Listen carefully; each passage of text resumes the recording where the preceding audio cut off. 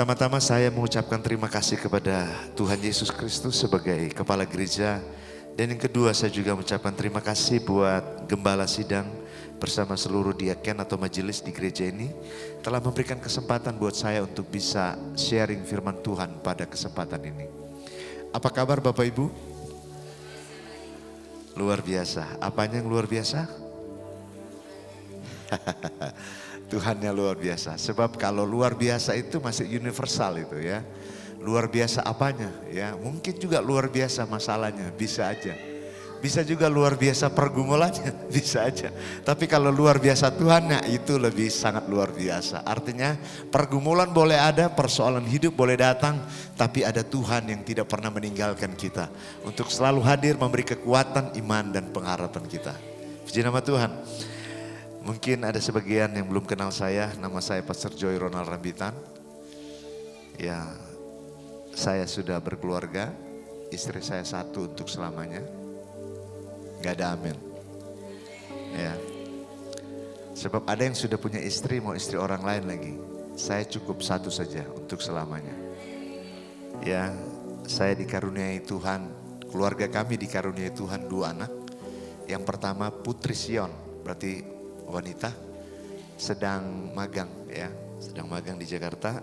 Dia kuliah di UMN, Universitas Multimedia, dia Ilkom.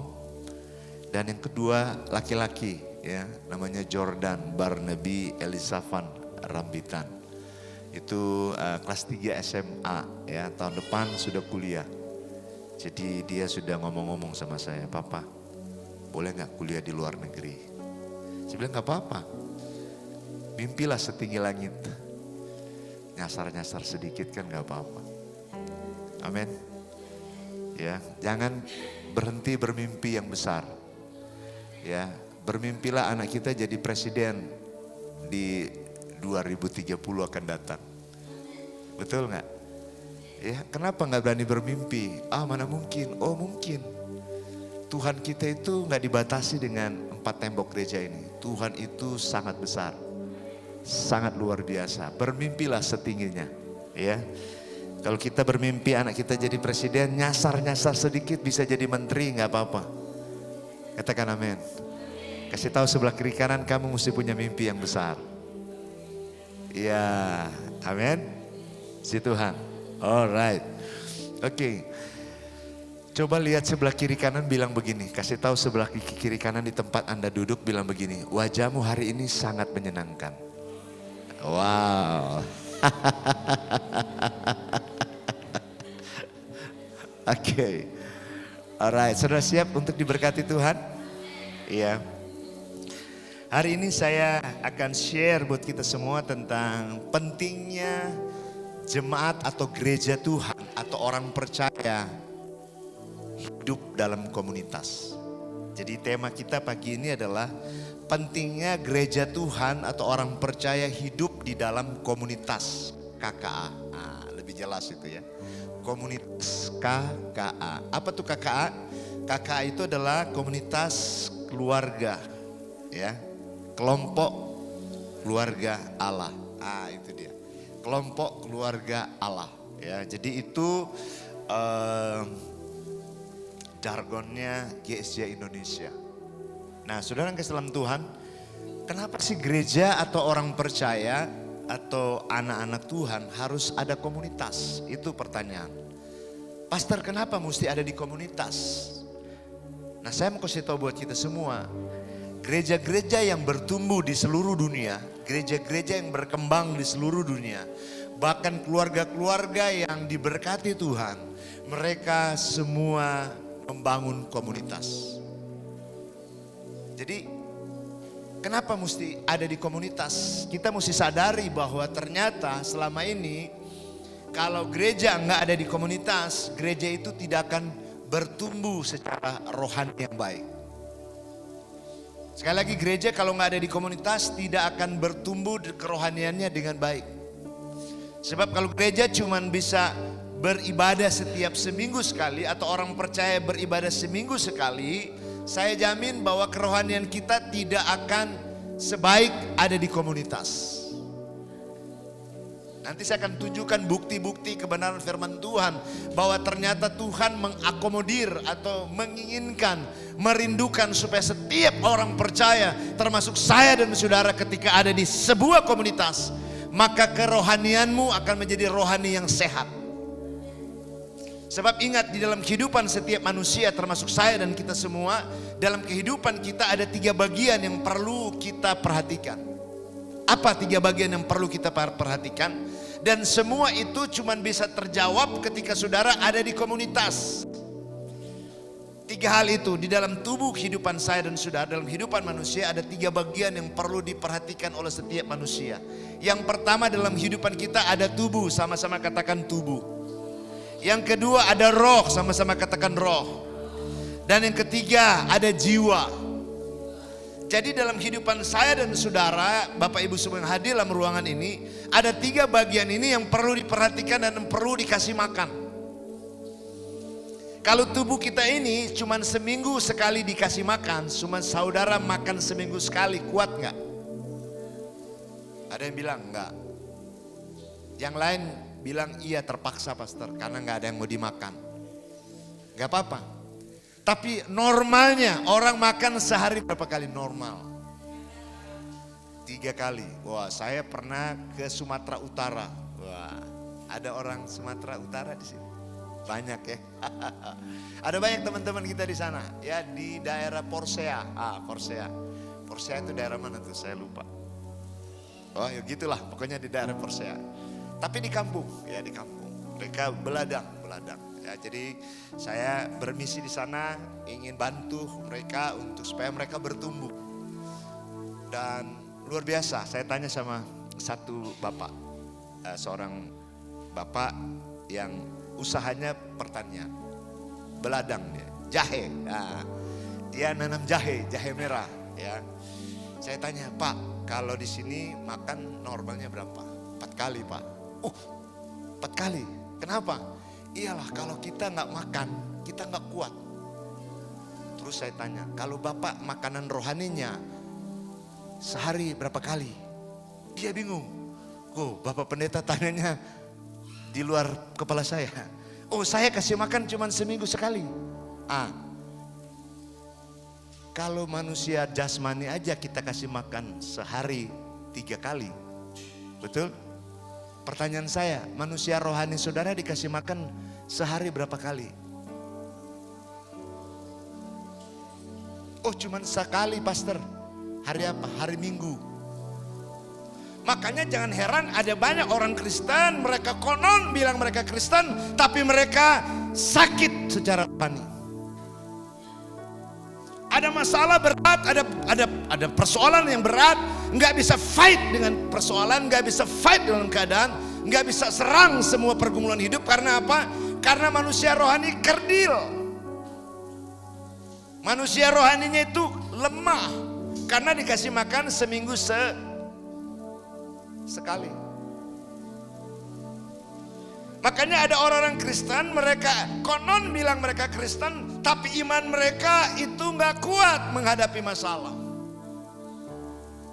Akhirnya apa? Mereka frustrasi ikut Tuhan. Mereka depresi, mereka bilang, kok saya sudah lama jadi orang Kristen, tapi begini-begini aja hidup saya. Nggak ada perubahan hidupnya. Karena nggak dikasih makan manusia rohaninya. Makanya di dalam 1 Tesalonika pasal yang kelima, di sana dikatakan oleh Rasul Paulus kepada jemaat di Tesalonika, supaya mereka hidup memperhatikan 3 bagian ini. Tubuhnya harus dikasih makan, jiwanya harus dikasih makan, dan jangan lupa rohnya dikasih makan. Pertanyaan saya, orang kalau sedih apanya yang kena? Orang kalau sedih, Apanya yang kena? Jiwanya yang kena. Sebab di dalam jiwa itu ada pikiran, ada perasaan, ada kehendak. Kalau suami dimarahin istri, yang kena apanya? Nggak dipukul, diomongin aja. Pakai uang kok begitu. Itu tersinggung. Betul? Kok belum habis bulan, uangnya udah habis. Biasa itu perjalanan kehidupan yang berkeluarga. Dan kalau istri itu sedih dan apalagi dia nangis, nggak dia apa-apain, coba dimarahin. Yang kena apanya, saya tanya sekali lagi? Jiwanya, perasaannya. Dan kalau perasaannya terluka, perasaannya sakit, perasaannya sedang bermasalah, harus diobati. Dan yang bisa obati itu nggak ada yang lain. Orang yang melukai itu yang harus menolong untuk menyembuhkan yang luka. Makanya kelihatan banyak orang, kelihatannya mereka rajin ke gereja, tapi hati di dalamnya luka perasaannya. Sehingga tidak mudah, tidak bisa melihat sesuatu yang dari Tuhan ke depan itu seperti apa yang harus kita kerjakan. Tidak bisa melihat karunia Tuhan yang Tuhan berikan buat saya itu apa, untuk saya bisa melayani Tuhan selama ada dalam dunia ini. Karena apa? Manusia rohaninya nggak dikasih makan. Dia cuma kasih makan manusia jasmaninya. Tubuhnya masih kelihatan kekar, tubuhnya masih kelihatan sehat, tapi manusia rohaninya sakit. Nah, bagaimana ngasih makan roh? Saudara, ngasih makan manusia rohani kita itu harus lewat doa dan firman. Sama-sama katakan doa dan firman. Jadi ini penting dalam kehidupan saya dan saudara. Jadi tubuh itu harus dikasih makan dengan benar. Kemudian mesti dirawat tubuh itu. Jangan dipakai terus bekerja 1x24 jam kerja terus, nggak pernah istirahat. Lama-lama juga kita sakit. Mesin sehebat apapun mesin mobil itu, secanggih apapun mobil itu, kalau terus dipakai nggak pernah beristirahat, lama-lama rusak juga tuh mesin. Begitu juga dalam kehidupan saya dan saudara. Anggota tubuh kita ini terbatas. Kalau nggak dirawat, nggak dijaga, lama-lama hancur. Coba aja lihat orang yang suka narkoba, orang yang suka rokok. Setiap hari nggak pernah berhenti narkoba dan merokok. Lama-lama paru-parunya, jantungnya hancur. Hancur. Sama juga bangunan bagus, rumah kita keren, mewah, dibangun mungkin dengan miliaran, tapi rumah itu nggak diisi, nggak dibersihin, nggak diapa-apain, tinggal tunggu waktu rumah itu hancur. Begitu juga kehidupan setiap manusia. Ketika kehidupan kerohanian mereka tidak dijaga, tidak dirawat, tinggal tunggu waktu, manusia itu juga akan hancur dengan sendiri. Kenapa? Karena mereka tidak menjaga, tidak merawat yang Tuhan ciptakan ini serupa dan segambar dengan Tuhan. Ada banyak orang tanya begini, Pak Pendeta, kenapa mesti kita gereja Tuhan orang percaya harus ada dalam sebuah komunitas kecil? Pertanyaan ini bagi saya itu sangat menantang dan sangat baik. Dan saya perlu menjawab mereka dengan clear untuk meneguhkan dan menguatkan mereka bahwa kenapa pentingnya dalam komunitas. Jadi membangun komunitas atau KK itu bukan karena program gereja, no. Komunitas itu bukan program gereja. Komunitas itu adalah inisiatif Tuhan supaya setiap orang percaya ada di dalam dunia ini harus punya komunitas yang sehat. Sama-sama katakan komunitas yang sehat. Nah, makanya gereja Sidang Jemaat Allah di Indonesia melihat pentingnya supaya orang percaya bertumbuh, rohnya bertumbuh, jiwanya bertumbuh, dan kehidupannya bertumbuh dengan sehat, harus masuk ada di dalam sebuah komunitas. Nah, mari kita perhatikan sekarang apa dasar kenapa orang percaya atau gereja Tuhan harus ada di komunitas. Coba lihat kitab Kejadian pasal yang pertama. Kejadian pasal yang pertama ayat yang ke-26. Ini landasan kenapa setiap orang percaya harus ada dalam sebuah komunitas yang sehat. Karena ketika orang percaya dalam komunitas yang sehat, maka 3 hal ini juga akan menjadi sehat. Tubuhnya akan menjadi sehat, jiwanya akan menjadi sehat, dan rohnya akan menjadi sehat. Bilang sebelah kiri kanan, hari ini kamu akan jadi sehat. Ya, kita akan jadi sehat, ya. Gampang kalau mau lihat tubuh kita sehat, gampang. Yang pertama makan yang teratur, yang kedua tidur yang cukup, yang ketiga jangan lupa olahraga. Pasti sehat. Pasti sehat. Makan-makan aja juga nggak olahraga, hati-hati.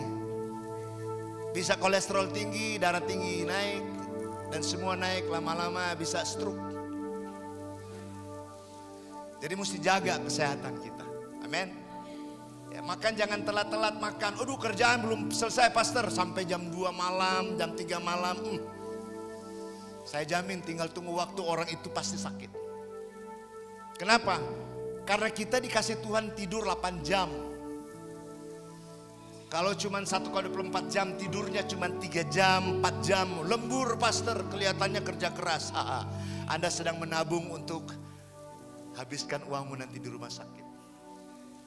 Kalau ginjalmu sudah rusak, nggak ada ginjal yang baru. Cangkok-cangkok pun kalau jadi, kalau enggak, tercuci darah seumur hidup.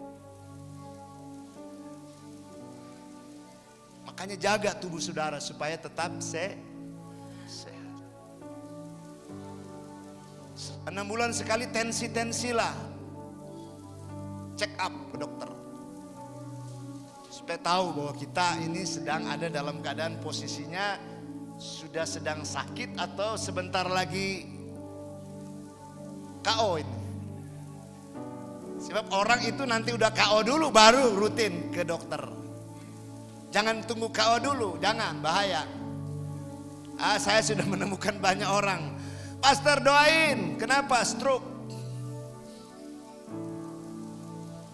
Waktu masih sehat nggak pernah panggil pendeta untuk doain. Nanti udah sehat sakit dulu bah. Jangan ya, saya berdoa buat semua GSA Ranca Bungur, Hosana, sehat. Bilang sebelah kiri kananmu, jaga kesehatan. Ya, jaga-jaga kesehatan. Supaya masih lewat tahun depan, betul? Ini sudah penghujung 2023, ya sebentar lagi 2024. Masuk 2024 tetap sehat.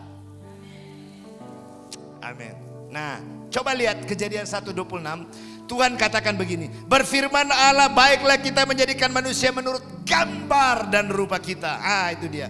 Supaya mereka berkuasa, garis bawah itu berkuasa, atas ikan-ikan di laut dan burung-burung di udara, atas ternak dan atas seluruh bumi dan atas segala binatang melata merayap di bumi.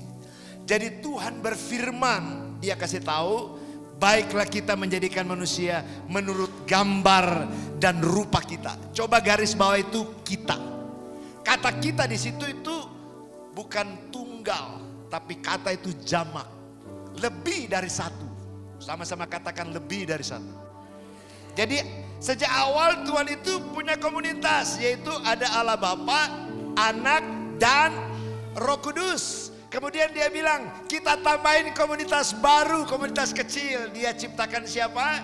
Adam dan Hawa. Jadi komunitas pertama yang dibangun adalah Tuhan membangun komunitas kecil, yaitu KKA. Keluarga. KKA yang dibangun. Jadi kalau gereja nggak ada di KKA, berarti gereja itu nanti tidak sehat. Makanya ketika dia ciptakan Adam dan Hawa, kemudian dia berkati mereka. Tapi pesan pertama yang Yesus kasih tahu kepada manusia, yaitu Adam dan Hawa, adalah bangunlah komunitas di mana Tuhan hadir di dalamnya. Jadi jangan cuma mengandalkan hari Minggu aja, jangan. Tapi masuk di komunitas-komunitas KKA yang ada di gereja saudara. Gereja kami di GSC Bethlehem itu KKA-nya sekarang untuk yang dewasa aja ada 132 sekarang. KKA, berapa saudara? Nah, kalau cuma pendeta satu yang melayani, mana bisa melayani ratusan KKA dengan satu pendeta? Nggak bisa. Jadi bagaimana caranya? Jadi semua jemaat GCI Bethlehem kami arahkan supaya mereka melayani bersama-sama dengan gembala yang ada di gerejanya. Supaya apa? Supaya pelayanan itu bisa berjalan dan berkembang lebih pesat, lebih besar dan lebih luar biasa. Jadi jemaat Tuhan yang percaya kepada Yesus Kristus, dengarkan ini. Kalau kita ingin lihat manusia rohani kita sehat, ingat ini, kita harus ada di komunitas dan melayani. Mungkin Bapak Ibu tanya, Pak, itu pengerja yang ada di gereja Bapak ada berapa? Kalau digabungin total semua yang melayani, dari parkiran sampai yang ada di mimbar sampai di KK, ada 1.200 lebih volunteer. Mereka dibayar? Enggak dibayar. Mereka dengan sukarela minta kepada pemimpinnya, tolong kami dimuridkan, diperlengkapi supaya kami boleh melayani. Jadi jangan andalkan pendeta satu orang untuk melayani ribuan orang, gak bisa. Bisa mati muda pendetanya. Tangannya cuma 2, kakinya cuma 2, kupingnya cuma 2, matanya cuma 2, layani banyak orang. Makanya gereja yang maju adalah gereja yang memperlengkapi gereja Tuhan, memperlengkapi jemaat Tuhan supaya semua jemaat Tuhan melayani sesuai karunia dan potensinya. Sehingga jemaat Tuhan tidak hanya duduk, datang, dengar khotbah, kasih kolekte, kemudian pulang ke rumah. Udah gak zamannya seperti itu. Harus dirubah sekarang. Sebab Tuhan sedang memanggil umat Tuhan. Tuhan sedang memanggil bumi ini. Dari terbit sampai terbenamnya matahari, Tuhan memanggil manusia supaya kembali datang kepada Tuhan. Dan kalau gereja gak bersedia untuk melayani, hanya satu pemimpin melayani ratusan dan ribuan orang, mana bisa, gak mungkin terjadi. Makanya semua jemaat harus melayani. Bilang sebelah kiri kanan, kamu mesti melayani. Ya. Terus yang kedua bilang di sebelah, kamu sudah ikut KKA belum? Kalau belum ikut KKA, daftar. Bilang, Ibu Gembala saya mau ikut KKA. Yang ketiga bilang begini, Ibu Gembala rumah saya buka untuk ada KKA. Itu lebih keren. Amin. Sebab apa? Tuhan memanggil kita semua gereja Tuhan, jemaat Tuhan, supaya kita boleh melayani bersama-sama. Jadi pelayanan itu gak hanya ada di mimbar sini. Pelayanan itu bukan hanya ada di sana, tetapi pelayanan itu sangat luas. Dan yang terutama adalah mulailah pelayananmu mulai dari keluargamu. Istri layani suami, suami layani istri, anak-anak melayani bersama keluarga di rumah. Ajar anak-anak untuk melayani diri mereka sendiri. At least melayani untuk bersihkan tempat tidur mereka tersendiri. Rapiin tempat tidurnya. Setelah selesai makan, cuci piring. Itu pelayanan. Supaya gak perlu pembantu, pagi-pagi dibagi kalau anaknya ada 12. Satu yang cuci piring, satu yang ngepel, satu yang di halaman rumah, satu yang cuci mobil. Semua melayani. Jadi gak ada yang nganggur. Bilang sebelah kiri kanan, Tuhan gak suka orang nganggur. Ya. Jadi Tuhan cari orang-orang yang sibuk.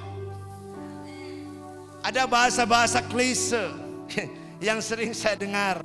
Pastor, gak ada waktu. Matahari belum terbit, saya sudah keluar rumah. Pulang rumah matahari sudah terbenam. Masa 24 jam gak ada waktu sama Tuhan? Kalau Tuhan balik, aku juga gak ada waktu buat kamu. Selesai kita.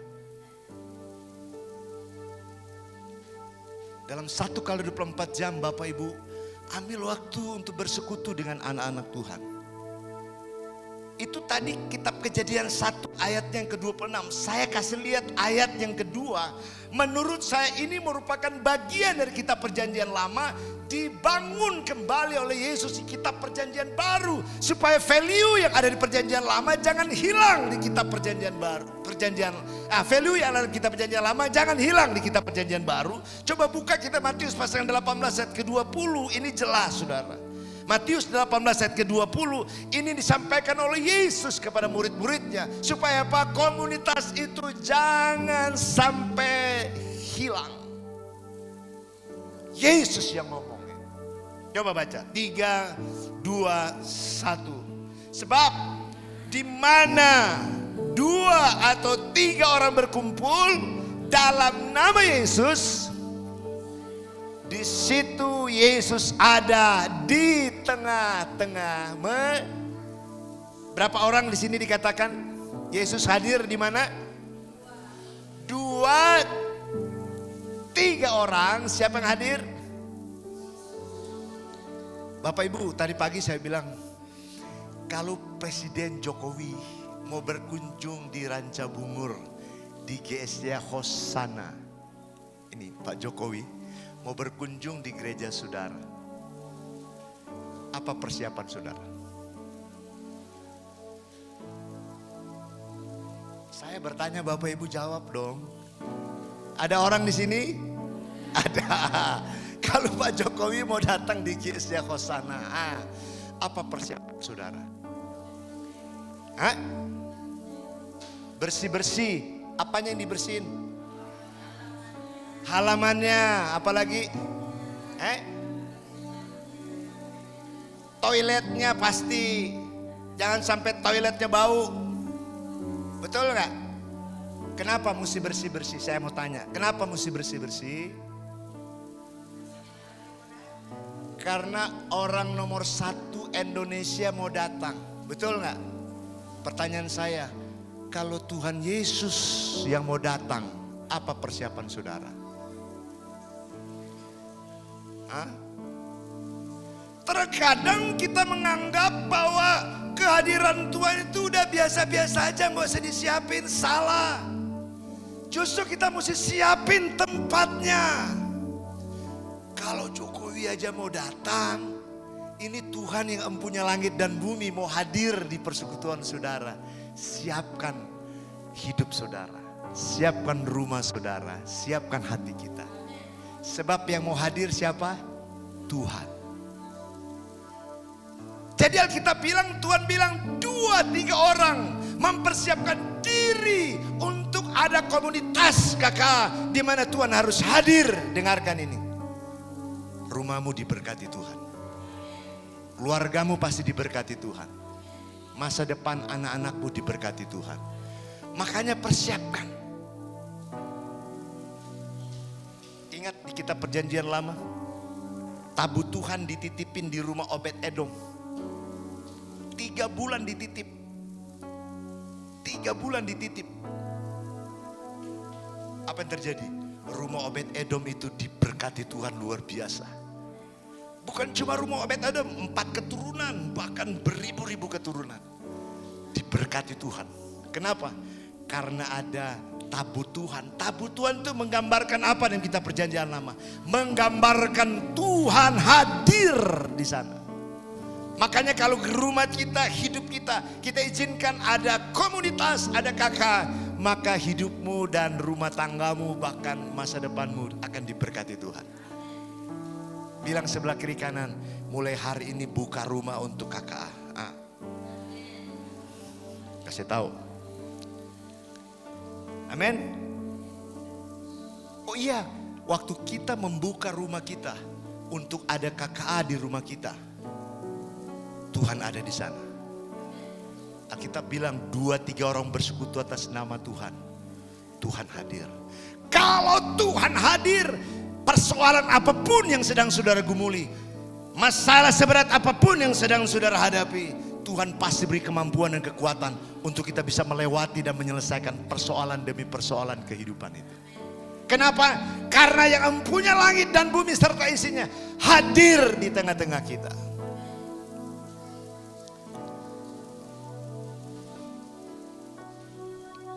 Makanya komunitas kecil itu jangan dianggap sepele.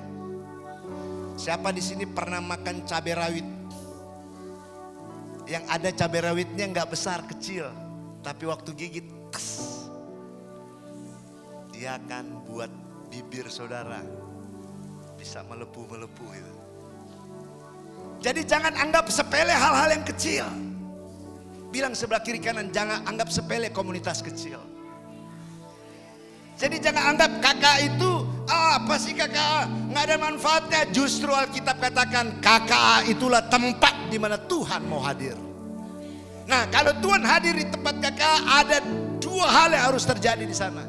Yang pertama, di KKA itu akan terjadi dua hal. Yang pertama adalah perubahan hidup. Sama-sama katakan perubahan hidup. Dan yang kedua akan terjadi perubahan peran.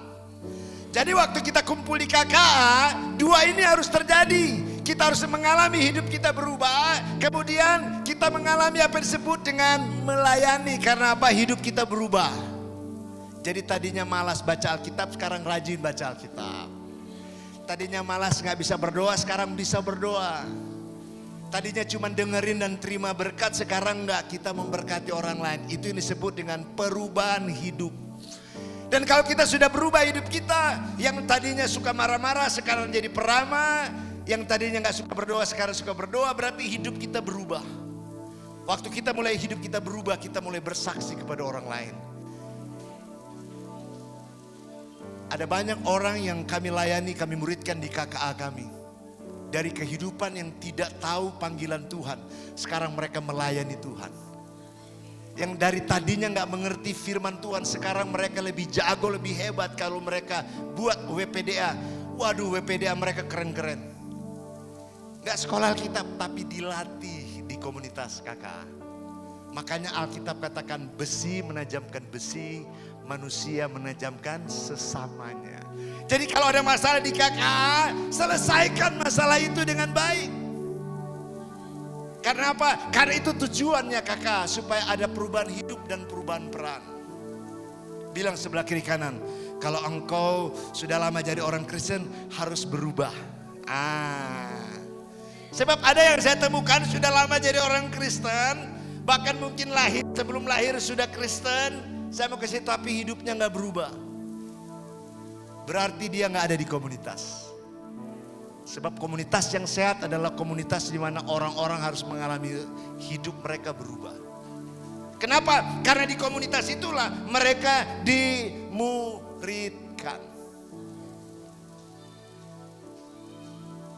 Makanya kitab Ibrani pasal yang ke-10 ayat yang ke-25 berkata begini. Ibrani 10 ayat 25 berkata begini. Janganlah kita menjauhkan diri dari pertemuan-pertemuan ibadah kita seperti dibiasakan beberapa orang. Tetapi marilah kita saling menasehati dan saling giat melakukan menjelang hari Tuhan yang mendekat. Saudara, hari-hari ini adalah hari-hari di mana kita menantikan kedatangan Tuhan. Dan Alkitab kasih tahu jangan kita menjauhkan, gak boleh menjauhkan diri. Justru kita harus mendekatkan diri kita ke komunitas-komunitas itu. Kenapa? Karena di dalam komunitas itulah manusia rohani kita dikasih makan. Dalam komunitas itulah manusia rohani kita dikasih makan. Makanya waktu kita penuh dengan makanan rohani, makanya kita bisa berbagi dengan yang lain. Kenapa orang gak bisa berbagi sama orang lain? Karena manusia rohaninya kosong di dalam kehidupannya. Coba lihat kiri kanan, ini orang suka berbagi atau enggak? Coba lihat kiri kanan, lihat wajahnya. Ini orang suka berbagi enggak nih? Orang kalau manusia rohaninya penuh, pasti suka memberi. Pasti. Kenapa? Karena dia kelimpahan. Bapak Ibu dengar standar Yesus kasih tahu sama kita. Standar kelimpahan itu tahu nggak standarnya? Yesus kasih tahu kepada murid-muridnya begini. Berikanlah kami pada hari ini. Itu kelimpahan yang Yesus ajarkan kepada murid-muridnya. Berikanlah kepada kami makanan kami yang Jadi kalau kita beli durian 5 kilo cuma bisa makan 1 kilo, sisanya jangan simpan di kulkas. Bagi-bagi sama orang yang butuh durian. Jangan simpan sampai busuk. Kita beli anggur 5 kilo cuma bisa makan sekilo, disimpan di kulkas. Sampai busuk dibuang. Tuhan bilang ini orang Kristen egois ini. Orang lain gak bisa makan, mereka buang-buang makanan. Orang punya baju banyak di rumahnya, tangannya rumah, bajunya udah sobek, nggak tergerak. Kenapa saudara? Karena manusia rohaninya kosong. Tapi kalau orang ada manusia rohaninya penuh dalam hidupannya, pasti dia mau berbagi. Kenapa? Karena dia diberkati Tuhan. Bilang sebelah kiri kanan, pulang lihat baju-baju yang bagus, bagi-bagi sama orang lain. Kalau udah, kan badan kita kan kalau nggak jaga kan semakin hari semakin mengembang ke kiri dan ke kanan kan. Masih disimpan-simpan gitu. Padahal orang lain itu perlu baju itu untuk bisa dibagikan sama orang lain. Makanya kita bilang, berikanlah kami pada hari ini makanan kami yang Saudara punya pohon pisang banyak dan panen pisang, jangan dimakan semua. Bagi-bagi sama orang yang butuh makan pisang. Katakan amin. Aminnya kecil. Ini perubahan paradigm. Sebab ada orang Kristen seperti itu, dia egois, kepengin dua, kalau bisa cuma saya aja yang diberkati orang lain biar jadi miskin. Nggak sesuai dengan firman Tuhan. Makanya Yesus bilang sama murid-muridnya, berikanlah kami pada hari ini makanan kami yang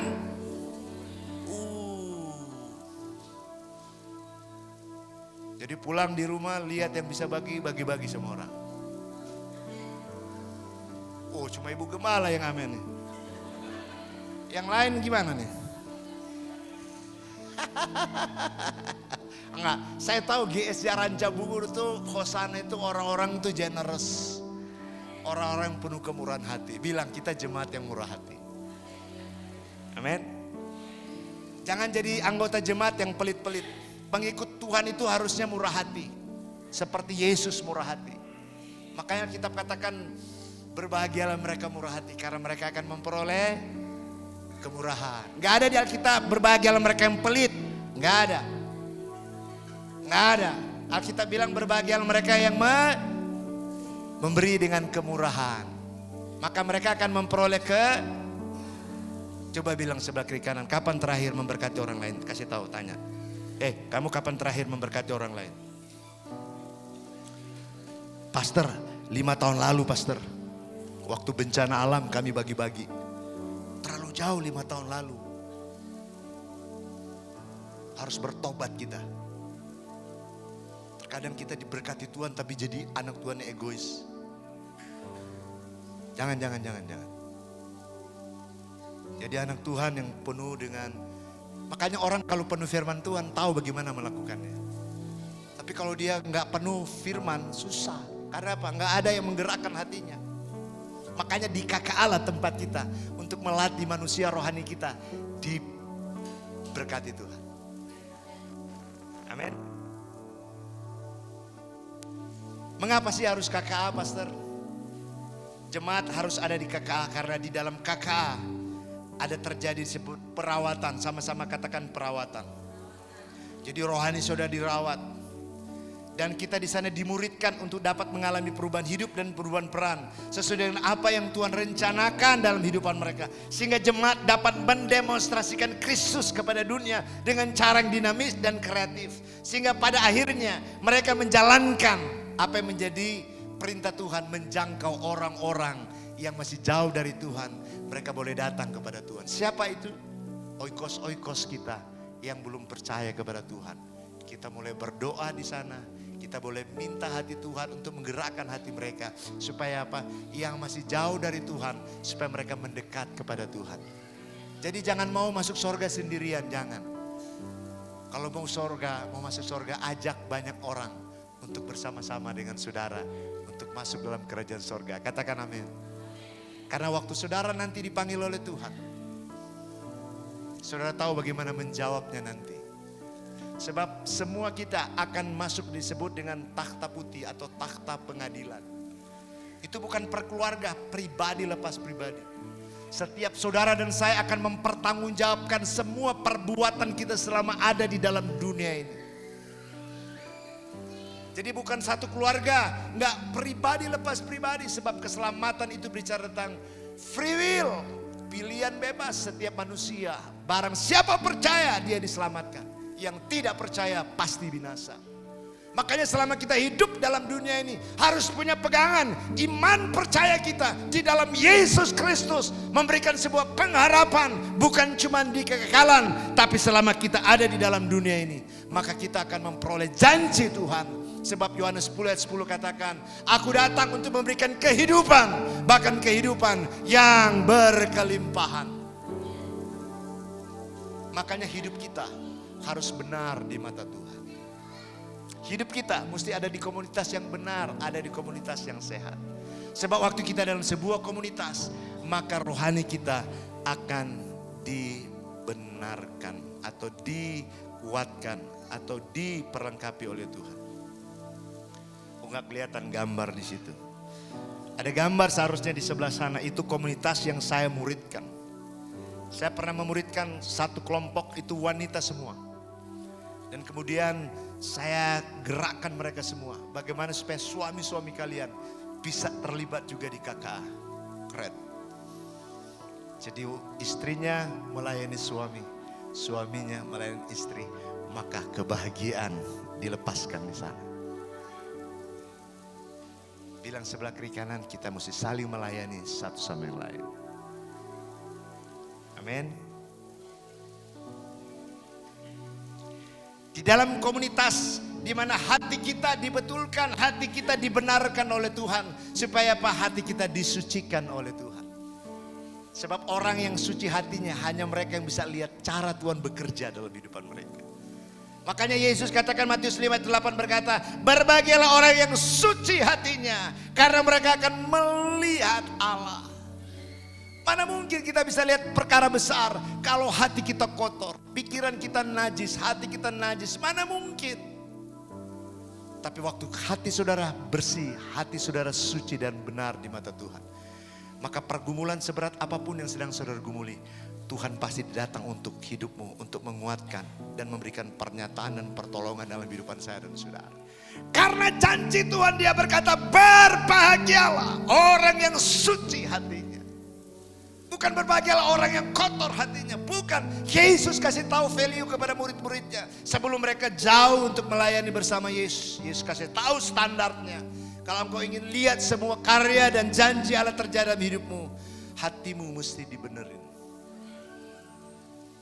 Yesus berjanji, dan memang berat untuk hidup suci dan benar di mata Tuhan. Enggak gampang.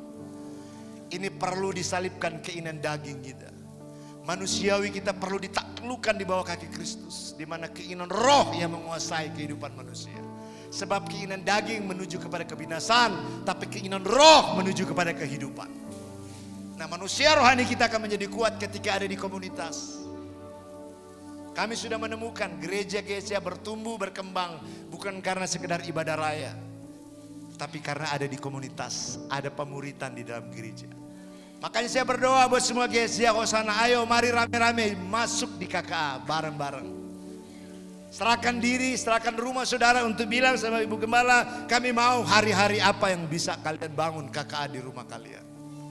Maka kalian akan lihat ada kehidupan Kristus yang baru di tahun-tahun akan datang di bagian seluruh kehidupan saya dan saudara. Engkau akan lihat yang tidak ada akan menjadi ada, yang tidak mungkin aja menjadi mungkin. Maka janji Tuhan digenapi. Kami meyakini itu. Kami sudah melihat itu dan mereka bersaksi.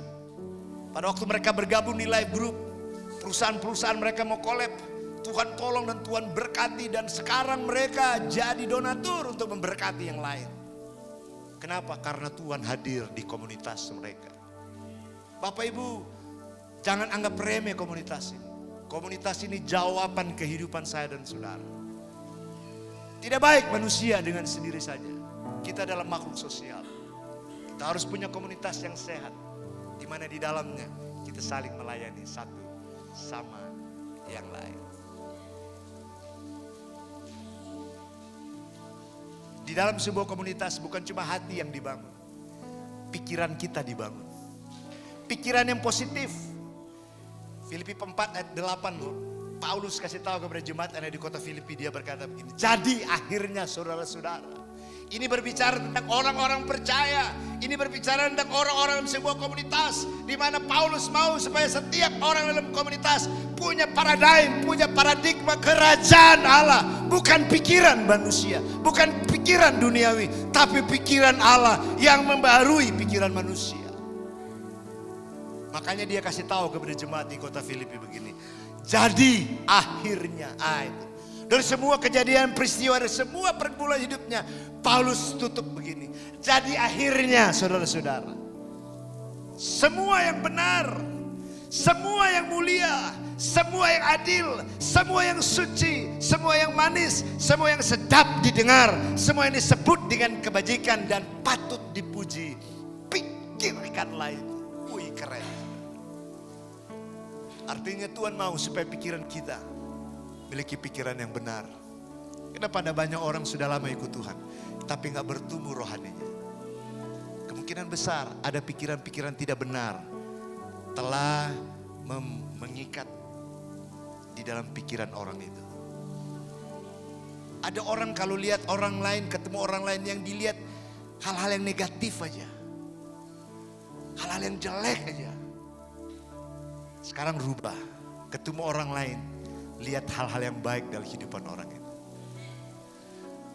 Jangan lihat dalam kehidupan suamimu yang jelek aja. Coba lihat ada yang baik dalam kehidupan suamimu. Jangan suami hanya lihat jelek di istrimu, tapi lihat ada kebaikan di bagian kehidupan lain dalam istrimu, kehidupan istrimu. Bangkitkan kembali yang baik, lupakan yang tidak baik. Amin. Setiap satu titik kebenaran, ketika kebenaran itu terus dikembangkan dengan sendirinya, kegelapan akan menyingkir dalam kehidupan orang itu. Kalau terang itu terus dinyalakan setiap hari, maka kegelapan di pikiran manusia akan menyingkir dengan sendirinya. Saya melayani ada seorang anak muda, dia terikat dengan pornografi, terikat dengan rokok, terikat dengan semua kenajisan.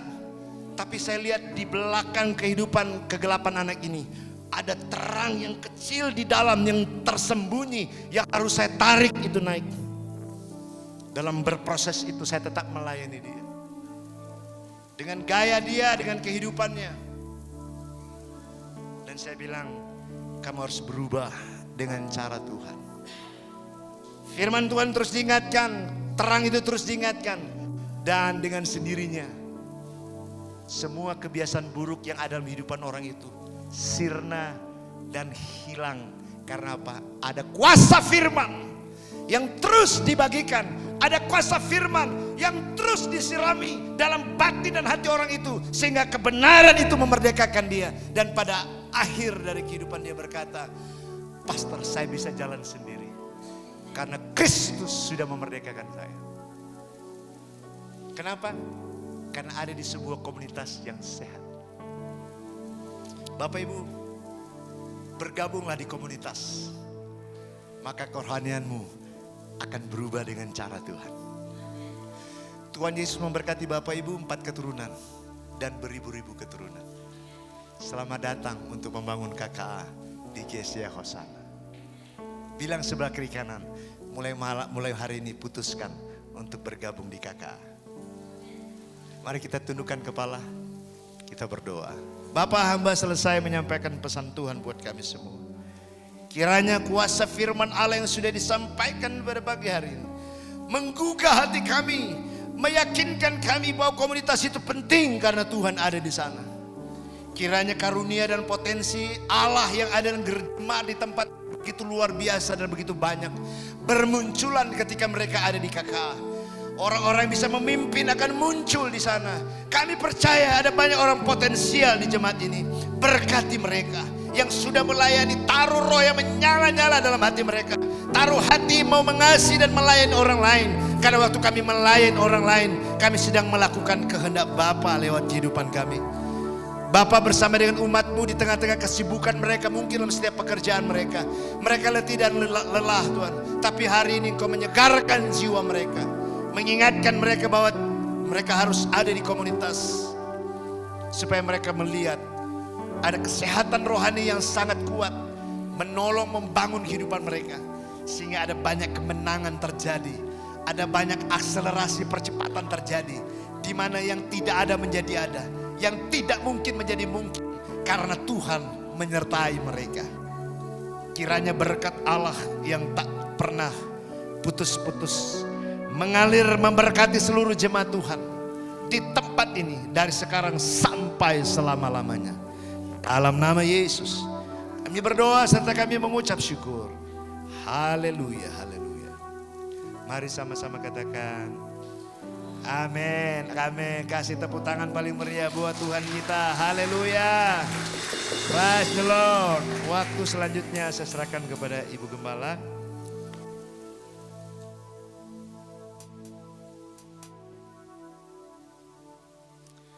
Puji Tuhan, kita semua sudah diberkati hari ini.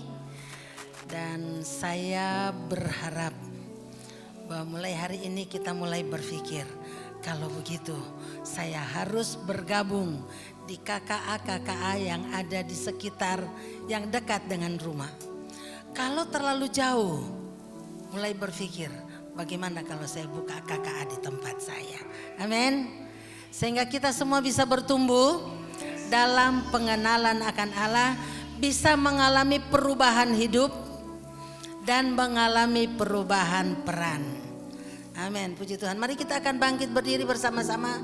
Kita akan mengakhiri ibadah kita pada pagi hari ini.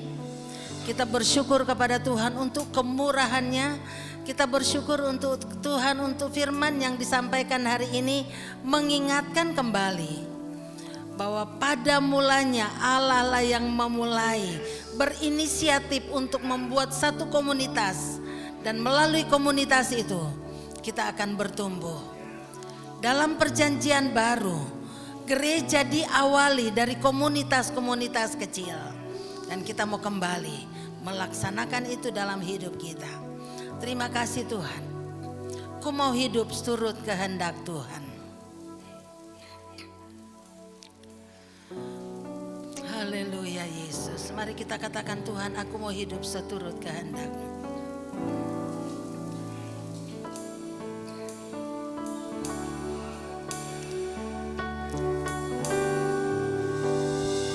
Mau hidup seturut kehendak Tuhan. Ku mau semua yang ku dapat berikan. Ku mau cinta dia lebih dari semua. Ku mau belajar membalas kasih-Nya.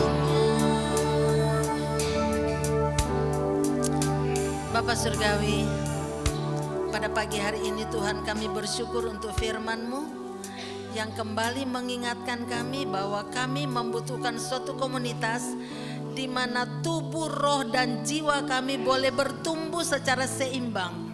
Sehingga kehidupan kami akan menjadi lebih baik. Kehidupan kami akan lebih bertumbuh dalam pengenalan akan Engkau. Terima kasih Bapa buat hamba-Mu yang sudah menjadi saluran berkat-Mu.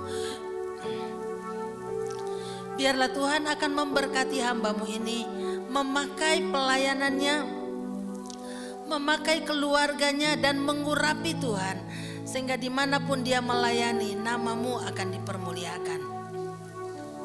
Kami berdoa buat seluruh sidang jemaat-Mu, biarlah hari ini kami membuat satu keputusan dalam hidup kami, bahwa kami mau bertumbuh dalam pengenalan akan Engkau.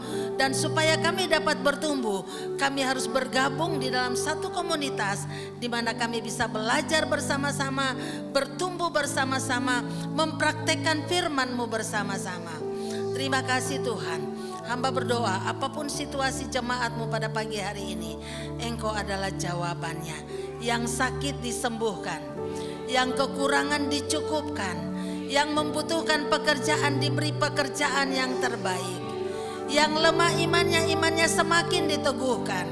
Karena kami tahu di dalam Tuhan ada jalan keluar. Kami terus berdoa buat sekolah yang Tuhan percayakan buat kami.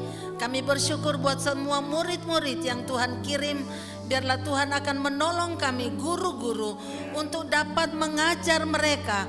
Bukan hanya menyeberangkan ilmu pengetahuan, tetapi menyeberangkan nilai-nilai kerajaan sorga untuk bekal kehidupan mereka. Terima kasih Bapak buat murid-murid yang sudah ada. Ubahkan mereka. Terima kasih buat guru-guru yang ada. Berkati kami. Beri kami hati yang penuh dengan belas kasihan terhadap setiap murid yang Tuhan percayakan buat kami. Kami berdoa buat setiap donatur yang mendukung pekerjaan-Mu, yang mendukung sehingga sekolah bisa berjalan dengan pertolongan. Terpujilah nama-Mu ya Tuhan. Terima kasih Tuhan. Bapa kami yang di surga, dikuduskanlah nama-Mu, datanglah kerajaan-Mu, jadilah kehendak-Mu di bumi seperti di surga. Berikanlah kami pada hari ini makanan kami yang secukupnya, dan ampunilah kami akan kesalahan kami, seperti kami juga sudah mengampuni orang yang bersalah kepada kami. Dan janganlah membawa kami ke dalam pencobaan, tapi lepaskanlah kami daripada yang jahat.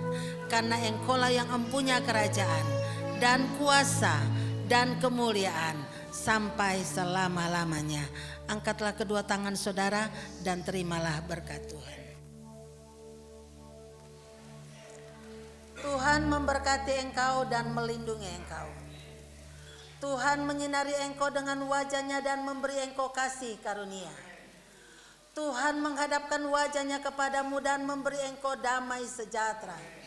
Kiranya damai sejahtera Allah yang melampaui segala akal menguasai hati, pikiran dan perasaan kita semua mulai hari ini sampai Maranatha Tuhan Yesus datang kembali. Haleluya. Amin.